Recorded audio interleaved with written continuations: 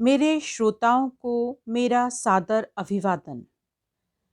नमस्कार दोस्तों, आइए आज सुनते हैं मालती जोशी जी की कहानी किसी को किसी से शिकायत नहीं है।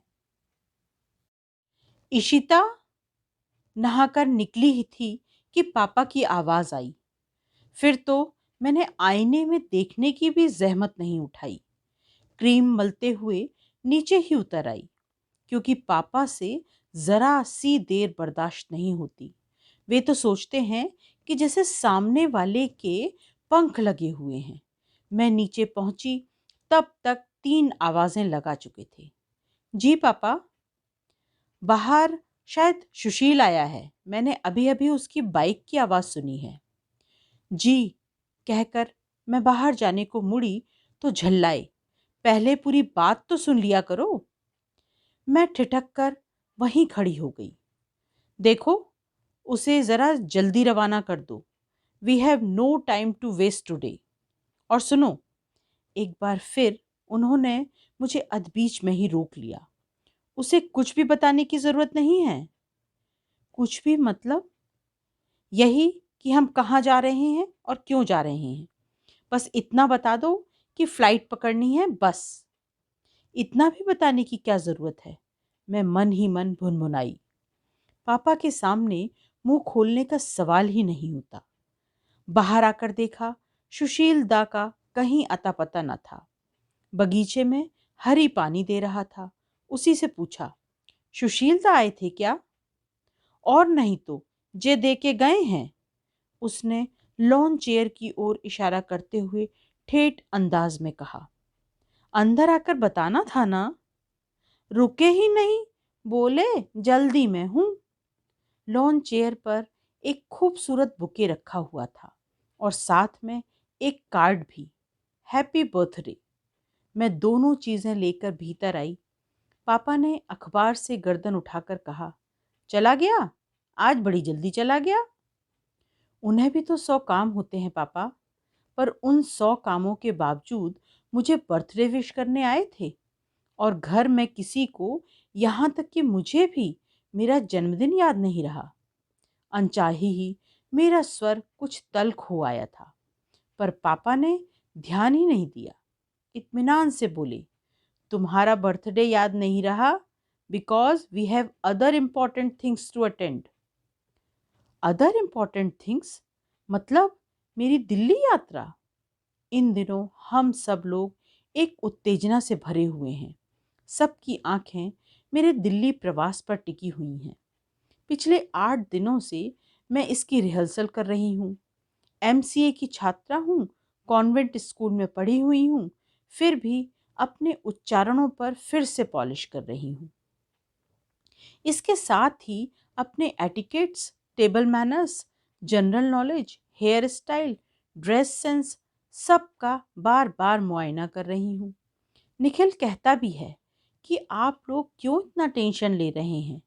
अमेरिका वाले अंग्रेजों की तरह रिजिड नहीं होते, बहुत लिबरल होते हैं।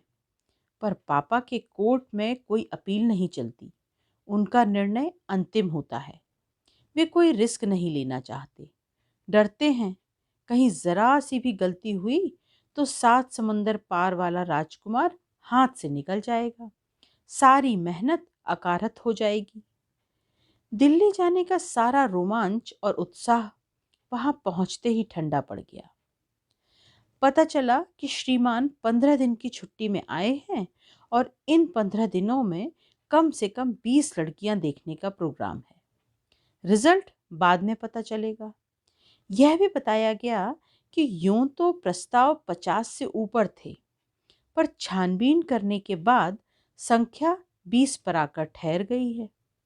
उन 20 भाग्यशालियों में हमारा भी नाम था। लौटते समय मन बेहद उदास और थका हुआ था।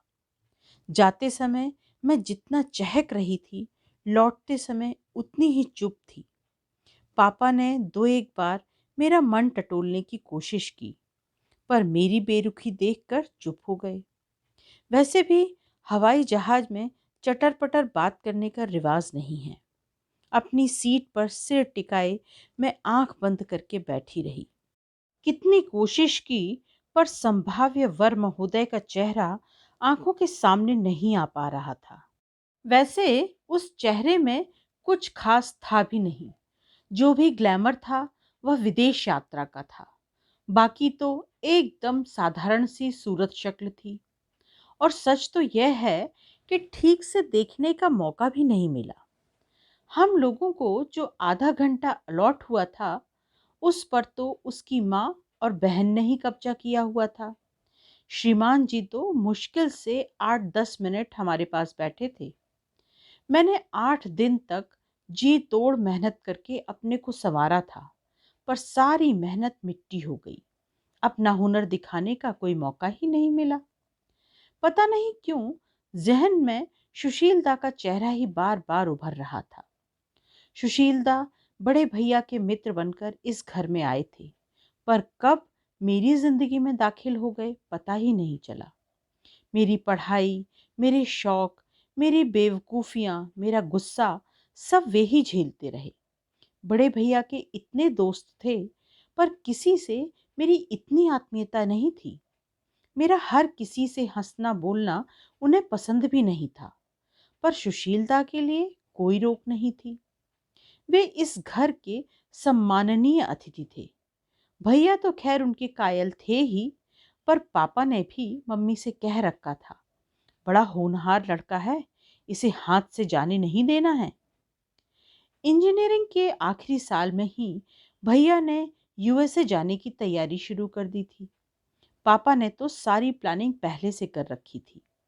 वे लोग सुशील दास से भी आग्रह कर रहे थे, पर वह अपना मन नहीं बना पा रहे थे। उनका पूरा ही करियर इतना अच्छा था कि कई तरह की छात्रवृत्तियां उन्हें मिल रही थी, पर उन्हें डर लग रहा था कि कहीं वे घर पर बोझ न बन जाएं। इस ऊहापोह में काफी दिन निकल गए और भैया करीब महीने भर पहले वहां चले गए। एक बात अच्छी रही कि दोनों का दाखिला एक ही यूनिवर्सिटी में हो गया था। बड़े भैया के जाने के बाद घर सूना हो गया था। सुशील दा के जाने के बाद तो शायद मेरा जीवन ही सूना हो जाता। 2 या 3 साल जो भी थे, मुझ पर भारी पड़ने वाले थे। भैया के जाने से पहले पापा ने एक शानदार पार्टी दी थी। भैया ने चाहा था कि इस पार्टी में हमारी सगाई की उद्घोषणा हो जाए, पर वह संभव न हो सका। इस रिश्ते पर अभी बुजुर्गों की मोहर लगनी बाकी थी। मम्मी ने कई बार कहा होगा, हम लोग लड़की वाले हैं, एक बार हमें चलकर बात कर लेनी चाहिए, पर पापा कभी राजी नहीं हुए। अपने उच्च पदस्थ होने का दंभ उन्हें एक साधारण व्यक्ति के घर जाने से रोकता था। वे कहते थे, सब दकियानूसी बातें हैं, आजकल लड़का लड़की सब बराबर हैं। वैसे हम दोनों के बीच भी अब तक इस तरह की कोई बात नहीं हुई थी। उनसे परिचय हुआ था तब मैं मात्र 15 वर्ष की थी। तब वे मुझे एक बच्ची की तरह ट्रीट करते थे और उनका व्यवहार अब भी वैसा ही बना हुआ था। पर उम्र के साथ मेरा मन भी परिपक्व हो गया था और अब वे केवल भैया के मित्र नहीं थे, मेरे बहुत अपने कोई थे। जिस तरह सुशील दा इस घर के प्रिय पाहुन थे, मैं भी उनके घर भर की चहेती थी। मैं उनके मन की था तो नहीं ले पाई थी, पर जैसा लाड़ दुलार उस घर में मिलता था, उससे लगता था उन लोगों ने मुझे स्वीकार कर लिया है। उनकी माँ तो मुझ पर जान छिड़कती थी। मन में एक क्षीण आशा थी कि शायद जाने से पहले वे अपने दिल की बात मेरे सामने रख दें, पर वैसा मौका नहीं आया। उनके जाने में कुल जमा 8 दिन रह गए थे कि एक हादसा हो गया। उनके पिताजी एकाएक हृदयघात से चल बसे। खबर सुनते ही हम लोग जैसे हतप्रभ हो गए थे, पर उन लोगों पर तो जैसे वज्रपात ही हो गया था।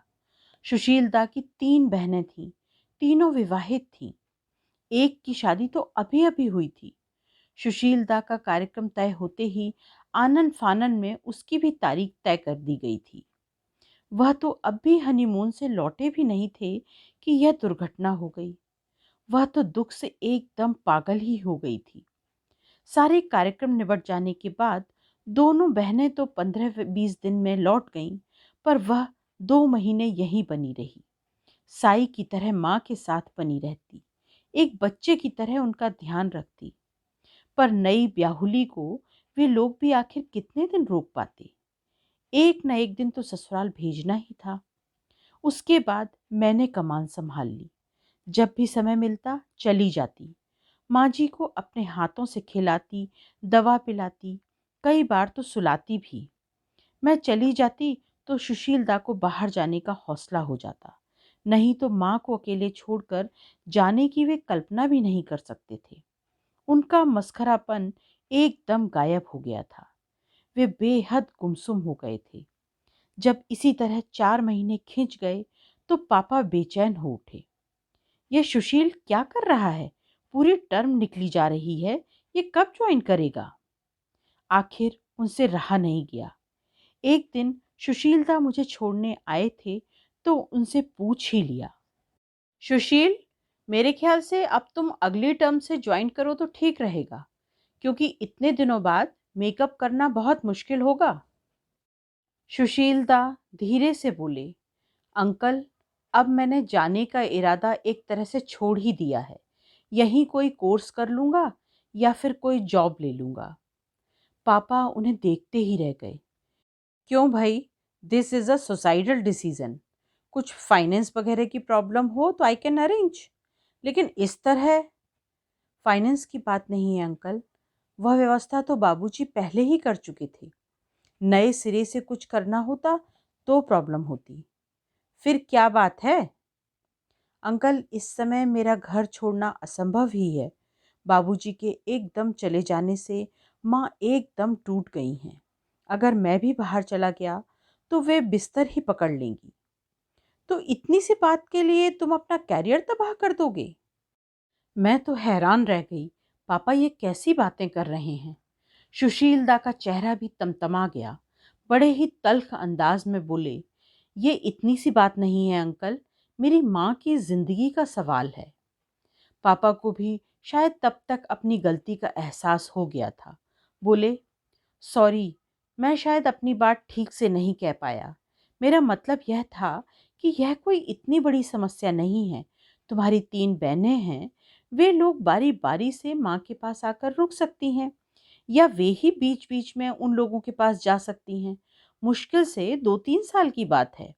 फिर एक बार वहाँ जॉब लेकर तुम अच्छे से सेटल हो जाओ तो माँ को भी बुला लेना। मेरी तीनों बहनें शादीशुदा हैं सर। वे अपनी घर गृहस्थी छोड़कर कितने दिन आकर रह पाएंगी?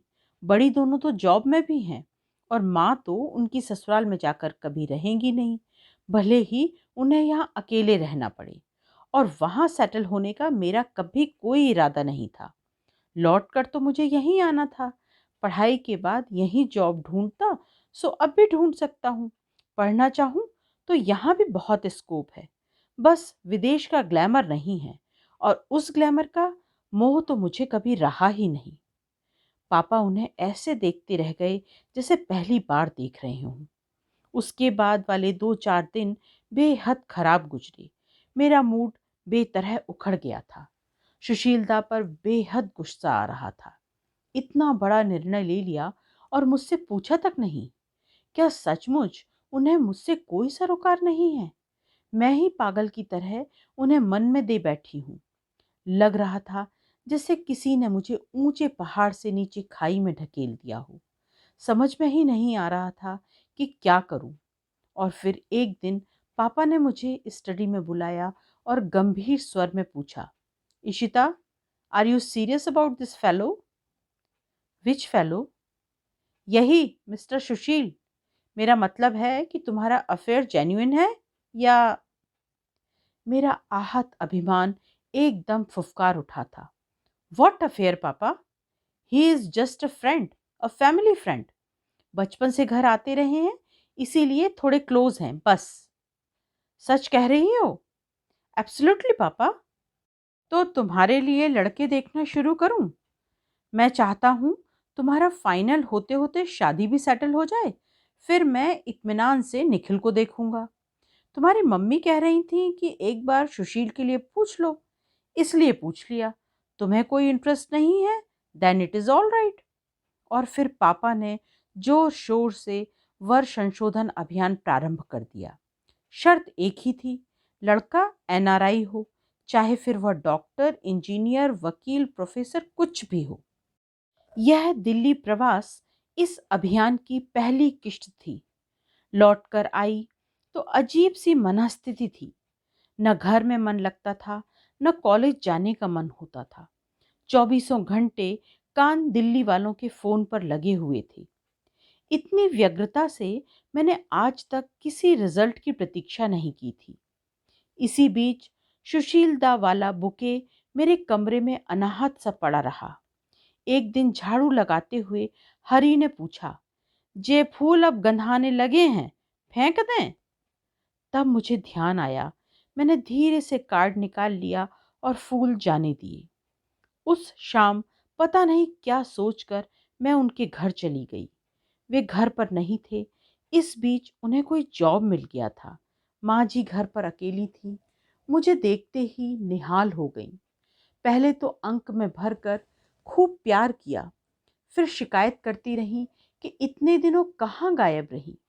तब मुझे भान हुआ कि मैं पूरे 2 महीने बाद आ रही थी। शिकायत का दौर समाप्त होने के बाद वे मेरे लिए ढेर सारा नाश्ता निकाल लाईं। गाजर का हलवा, मठरी और भी न जाने क्या क्या। मुझे यह देखकर अच्छा लगा कि वे फिर से पहले की तरह रसोई से जुड़ रही हैं। सच है, समय बड़े से बड़ा जख्म भर देता है। उसी समय सुशीलता काम से लौटे। माँ, ये क्या कर रही हो? बड़ी मुश्किल से तो उसने अपना वजन घटाया है। इतना खिलाकर उसे मोटी कर दोगी तो उससे शादी कौन करेगा? चुप कर, माँ जी ने झिड़का। एक दिन खाने से कोई मोटा नहीं होता और उससे शादी करने वाले बहुतेरे मिल जाएंगे। तू फिक्र मत कर। उनके स्वर से प्यार छलका पड़ रहा था। माँ, हम लोग टेरेस पर बैठते हैं, उन्होंने नाश्ते की प्लेटें उठाते हुए कहा। चाय बन जाए तो आवाज दे देना, बेकार ऊपर नीचे मत करना। ईशा, तुम पानी ले लो। माँ जी मुग्ध भाव से हम दोनों को ऊपर जाते हुए देखती रही। उनका उस तरह से देखना मुझे संकोच और ग्लानि से भर गया। और सुनाइए, आज इधर कैसे कृपा की? उन्होंने एक व्यंग उछाला। बस ऐसे ही। उस दिन आप जन्मदिन की बधाई देने आए थे और रुके भी नहीं। आपका धन्यवाद ड्यू था ना। क्या उस दिन मेरा रुकना ठीक होता? मैं कुछ नहीं बोली। मैं तो हमेशा की तरह बिंदास चला आया था, घंटी भी नहीं बजाई थी। पर्दे की ओट से मैंने अंकल की बात सुन ली थी। फिर रुकना बेमानी लगा। दरअसल हम लोग जरा जल्दी में थे, फ्लाइट पकड़नी थी। यह बात मुझसे कही जाती तो मैं बुरा थोड़े ही मानता। पापा इस बात को पब्लिक नहीं करना चाहते थे। मुझसे कहने से बात पब्लिक हो जाती। अब तो यह पूछने में भी डर लगेगा कि उस दिन कहाँ जा रही थी। आपसे क्या छिपाना, दिल्ली का एक प्रपोजल था, उसी सिलसिले में जा रहे थे। फिर बात बनी। रिजल्ट का इंतजार है। 15 दिन में 20 लड़कियां देखने का प्लान था। निर्णय उसके बाद ही लिया जाएगा। ईशा, तुम्हें ये सब अपमानजनक नहीं लगता? और उपाय भी क्या है? कुछ पाने के लिए कुछ खोना भी पड़ता है। अपना आत्मसम्मान भी, अस्मिता भी। हाँ, आत्मसम्मान भी। सपना जितना बड़ा होता है, कीमत भी उतनी ही बड़ी चुकानी पड़ती है। और मैं सोचता था कि तुम्हारा सपना मैं हूं। कितना बेवकूफ था मैं। बाप रे, इस आदमी का अहम तो आकाश छूने लगा है। यह नहीं कहते बना कि ईशा तुम मेरा सपना हो, खुद मेरा सपना बनने को बेताब है। आप भी मेरा सपना हो सकते थे सुशीलदा, पर क्या करूं, आपने तो आकाश में उड़ना छोड़कर जमीन पर रेंगना शुरू कर दिया है। ईशा, क्या तुम्हारे लिए मेरा यूएस जाना इतना महत्वपूर्ण था? मेरा अपना वजूद कुछ नहीं, तुम्हारे लिए अमेरिका ही सब कुछ है। मान लो यह निर्णय मैं शादी के बाद लेता तो क्या तुम मुझे छोड़ देती? शादी? और तुमसे? मैंने कहा और अध खाई प्लेट यूं ही छोड़कर दंदनाती हुई नीचे उतर आई। चाय के कप हाथ में लिए माँ जी रसोई से बाहर निकल ही रही थी, वे मुझे आवाज देती इससे पहले मैं बाहर निकल गई।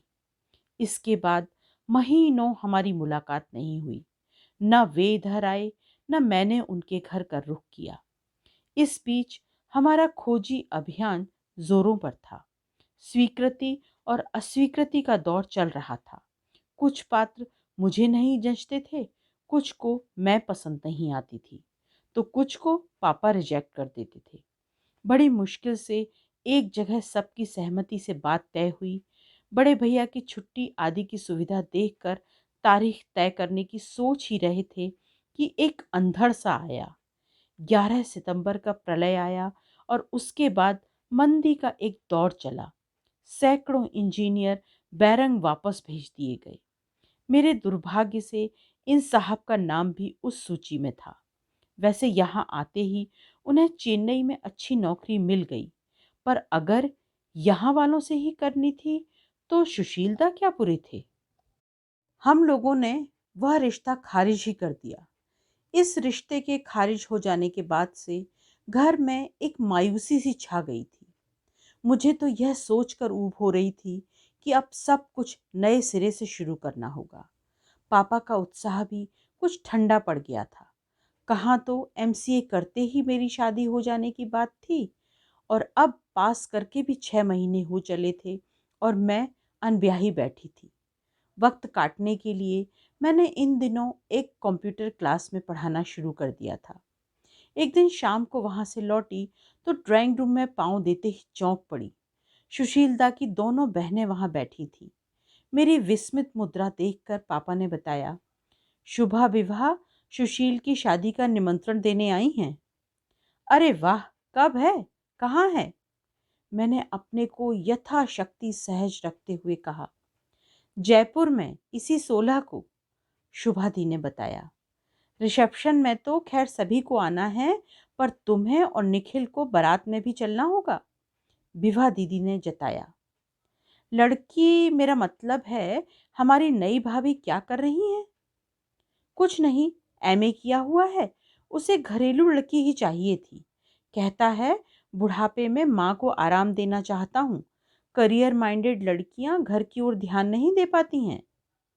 उन लोगों को गेट तक छोड़कर मैं भीतर आई तो मम्मी बड़बड़ा रही थी, इतना अच्छा लड़का था, सिर्फ आप लोगों की जिद के कारण हाथ से निकल गया।